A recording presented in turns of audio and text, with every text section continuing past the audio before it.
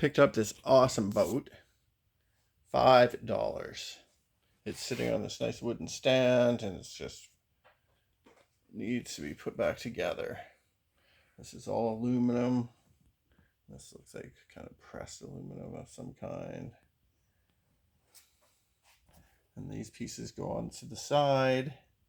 And this is the sail. It's made out of copper. And it's pretty awesome. Brass flagpole here.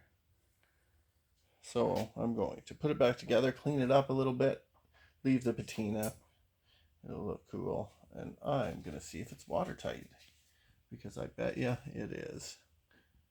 And this boat's actually pretty big, so this is a good couple feet long. So it'll be cool, and it'll be a quick and easy clean up and test her out. So we'll see how that goes.